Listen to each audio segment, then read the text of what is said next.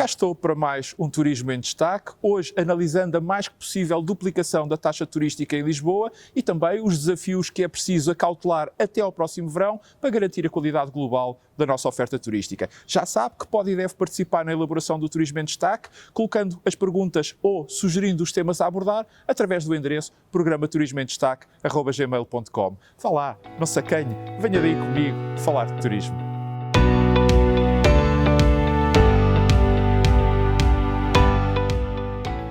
A decisão da Câmara Municipal de Lisboa de duplicar o valor da taxa turística cobrada de 2 para 4 euros foi claramente o assunto que dominou do ponto de vista turístico a semana que passou. E isso naturalmente fez com que me tivessem chegado muitas perguntas, muitos pedidos de análise e comentário acerca deste tema, todos eles, devo dizer, num tom muito, mas mesmo muito crítico, o que aliás demonstra bem a firme oposição por parte de toda a comunidade turística a esta decisão agora tomada pelo Executivo Camarário. Mas antes de lá ir, eu não posso deixar aqui de recordar que pode e deve usar e abusar deste endereço, programa turismoemdestaque@gmail.com. Foi para isso que ele foi criado, para que possa colocar as suas perguntas ou sugerir os temas a abordar. Já sabe que a sua participação é fundamental e também que lá está muito, mas mesmo muito bem-vinda. Para analisar algumas das principais impactos e consequências desta decisão de aumentar a taxa turística, eu quero dar aqui algumas notas de contextualização e também destacar 4 pontos sobre este assunto. O primeiro, que não é propriamente uma novidade para aqueles que me acompanham há mais tempo, para dizer que eu desde sempre fui contra a implementação das taxas turísticas, pois tenho para mim que elas não são mais do que a obtenção de dinheiro fácil por parte das autarquias, extorquindo dinheiro aos turistas, não há outra forma de o dizer ou de o qualificar. Para quê? Para fazer aumentar os orçamentos dos municípios e, em muitos casos até, para compensar os devaneios e a incompetência da gestão camarária. Mas devo também recordar que sobre este tema eu tenho sido, no panorama turístico nacional, uma voz muito, mas mesmo muito isolada. O segundo ponto, para dizer que também sempre defendi que o dia que o turismo consentisse e aceitasse que a capital implementasse uma taxa turística, isso iria permitir o abrir de uma autêntica caixa de Pandora que rapidamente se alargaria aos demais municípios, acabando mais tarde ou mais cedo por abranger todo o território nacional. E creio eu que a prova disso está à vista de todos. O terceiro ponto que aqui queria destacar é que igualmente alertei para os múltiplos problemas de perda de competitividade que as taxas turísticas poderiam provocar, pois ir-se-iam somar às muitas outras com que as atividades turísticas têm que lidar. Nós não nos podemos esquecer que a atividade económica do turismo é a atividade mais causticada com uma miríade de taxas e taxinhas. O quarto ponto, para referir que em 2015 os agentes turísticos aceitaram que a partir de janeiro de 2016 a Câmara Municipal de Lisboa passasse a cobrar a cada turista €1 por noite de taxa, a troco da criação de um Fundo de Desenvolvimento Turístico de Lisboa, para onde seriam dirigidas as receitas provenientes dessa cobrança e que teria como missão decidir pela sua aplicação, ou se quisermos pelo seu reinvestimento, a melhoria das condições para as diferentes atividades turísticas, sendo que dele fariam parte quer representantes da edilidade, quer representantes dos agentes económicos. Em 2019 foi decidido duplicar o valor cobrado a cada turista de 1 para 2 euros e agora, na semana passada, foi aprovada e estará em discussão pública num mês, nova duplicação desse valor de 2 para 4 euros. Mas, e é bom e devo sublinhar isto, há muito que os agentes económicos perderam completamente o controle das verbas canalizadas para aquele fundo. Em síntese, e como se comprova, confirmaram-se todas as minhas piores previsões. É que não faz qualquer sentido que uma edilidade, qualquer que ela seja, penalize quem livremente lá vai gastar o seu dinheiro e com isso cria riqueza, cria emprego, cria dinâmica económica, cultural e social nesse concelho. No entanto, aquilo que é bom sublinhar é que quem não percebe isto não pode, de forma alguma, compreender o que é o turismo. Porque isso é atentar contra a única galinha que ainda vai pondo alguns ovos de ouro. E o mais grave é que se por uma qualquer fatalidade esses ovos se esgotarem ou até diminuírem, eu não tenho qualquer dúvida que os municípios rapidamente descobrirão forma de conseguirem arregimentar mais verbas. Não nos esqueçamos que a necessidade aguça o engenho. E, portanto, nesse sentido, este é um meio mais fácil de obtenção de receitas, muito mais fácil até do que trabalhar seriamente no desenvolvimento turístico dos concelhos e, desse modo, gerar riqueza que possa, de algum modo, compensar eventuais acréscimos de custos provocados justamente por haver mais turismo. Mas, em vez de se agradecer aos turistas que de forma continuada cá continuam a vir gastar o seu dinheiro, aquilo que se pretende é que eles cada vez paguem mais, fazendo irresponsavelmente vista grossa às potenciais consequências dessa decisão.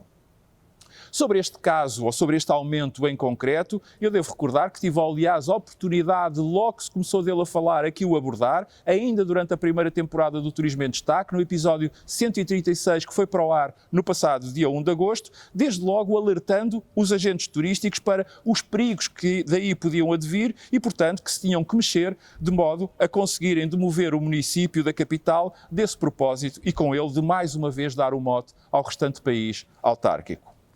Pouco, devo dizer muito pouco, para não dizer mesmo quase nada foi feito, e agora o turismo está perante um facto praticamente consumado. Não nos podemos lembrar só de Santa Bárbara quanto troveja. E o pior disto tudo é que nem se fala, nem se refere o destino das verbas desse eventual aumento, nomeadamente do tal Fundo de Desenvolvimento Turístico de Lisboa.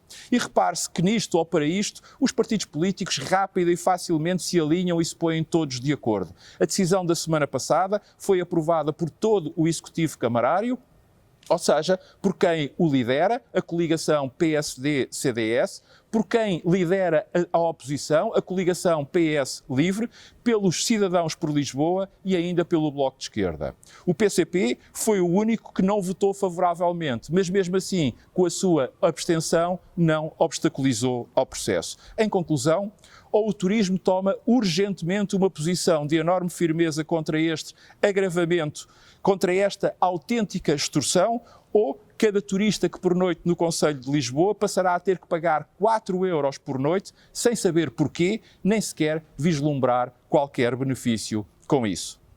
É pena que a memória seja curta e poucos se lembrem do que foram 2 anos de pandemia, sem turistas, sem turismo e, consequentemente, que lá está, com muito, mas mesmo muito menos economia.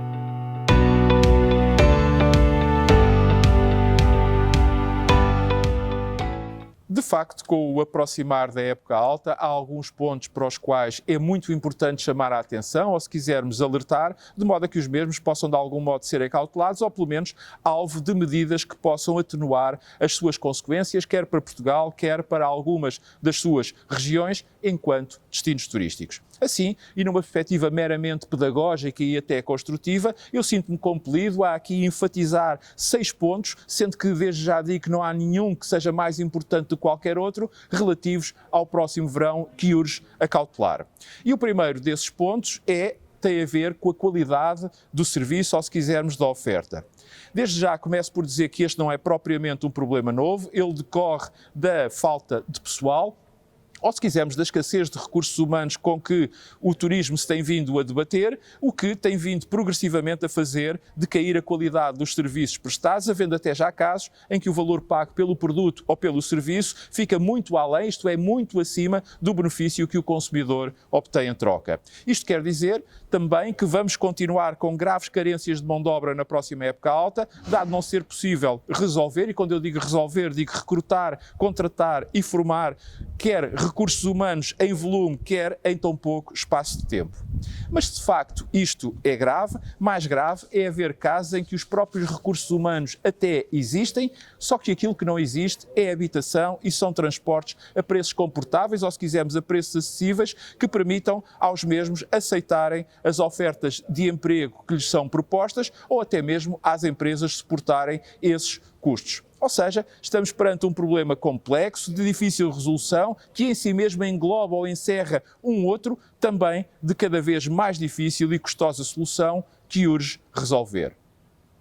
O segundo alerta é sobre a época dos fogos. Tirando os malfadados 2 anos de pandemia, aquilo a que temos assistido ano após ano é que a época alta turística coincide com uma outra época, a dos fogos, como aliás aqui tenho tido a oportunidade de a batizar. Eu bem sei que este não é um problema exclusivo de Portugal, ele afeta todo o sul da Europa. No entanto, o facto é que o nosso país tem estado quase sempre na liderança da área ardida na proporção do restante território. E isto que lá está provoca com que as pessoas, provoca com que os turistas cada vez tenham mais receio em vir em Portugal nessa altura, até porque têm consciência da nossa exiguidade territorial. E escusado é dizer que os nossos concorrentes não hesitam em disso tirar partido. Portanto, seria bom que o Estado tomasse as medidas, por excesso, se necessário, para que possamos ter um verão mais tranquilo no que respeita a incêndios. Terceiro alerta, a falta de água ou a seca. Igualmente, no que se prende com as alterações climáticas e com a contaminação da Europa mediterrânica pelo clima desértico do norte da África, algumas regiões do país apresentaram sérias carências no abastecimento de água, nomeadamente o Algarve. Ao que parece, estas últimas chuvas terão aliviado um pouco a pressão que existia. Contudo, e esperando que no próximo verão não hajam problemas a este nível, continua a ser difícil de entender e até mesmo de justificar que um país com uma tão grande costa como a nossa ainda não tenha apostado na dessalinização. Quarto alerta, urgências hospitalares. Este tem sido um tema que tem muito, mas mesmo muito afetado a nossa imagem externa e que tem sido, que lá está também, muito, mas mesmo muito explorado pela nossa concorrência, já que a luta pela conquista dos fluxos turísticos em termos internacionais é feroz e por isso vivemos num ambiente praticamente vale tudo. O novo governo já anunciou que tem um plano para resolver esta situação, só que ainda não adiantou prazos nem datas. Portanto, seria útil e até avisado que a solução estivesse ou que fosse implementada antes da próxima época alta e a tempo de poder ser difundida para que a mensagem chegue aos turistas ou aos potenciais turistas a tempo e horas. O quinto alerta que aqui queria deixar tem a ver com as fronteiras aeroportuárias. Já todos percebemos que a extinção dos serviços estrangeiros e fronteiras e a sua substituição pela Polícia de Segurança Pública não melhorou, em alguns casos até mesmo piorou, o funcionamento das nossas fronteiras aeroportuárias, maiormente em Lisboa e em Faro, onde muitos turistas esperam horas para entrarem ou saírem do nosso país, situação que naturalmente dilapida a nossa imagem externa e até belisca a nossa afamada hospitalidade. Este é claramente um dos aspectos em que ainda temos tempo para solucionar e evitar que se volte a repetir, mas é fundamental que decisões sejam tomadas com toda a celeridade. E, finalmente, o sexto ponto, que tem a ver com as forças de segurança e de proteção civil, e isto até pelo que referi nos pontos anteriores, é muito importante que todas estas corporações se possam focar inteiramente no cumprimento da sua missão e não nas suas reivindicações, pois para além da destabilização social que tal provoca, faz perpassar um sentimento de insegurança que não é nada benéfico para a principal época turística do ano. Insta-se assim a uma rápida atuação do Governo nestas matérias. Para terminar, resta-me dizer que estes são, entre muitos outros que aqui podia ter referido, 6 dos fatores sobre os quais importa atuar, dado serem autênticas bandeiras vermelhas que podem influenciar a próxima época alta turística, a qualidade global da nossa oferta e, que lá está, a nossa imagem enquanto destino turístico de classe mundial. Estarei de volta na próxima semana. Até lá, saúde, paz. Recordo que pode colocar as perguntas que deseja ver respondidas ou sugerir os temas que gostaria de ver abordados através do endereço programa-turismoemdestaque@gmail.com. E se ainda não o fez, não perca a oportunidade e subscreva gratuitamente o meu canal. Para isso basta carregar no botãozinho preto que diz subscrever aqui mesmo por baixo da minha imagem para dar a sua opinião, para partilhar ou simplesmente para ver ou rever os meus comentários.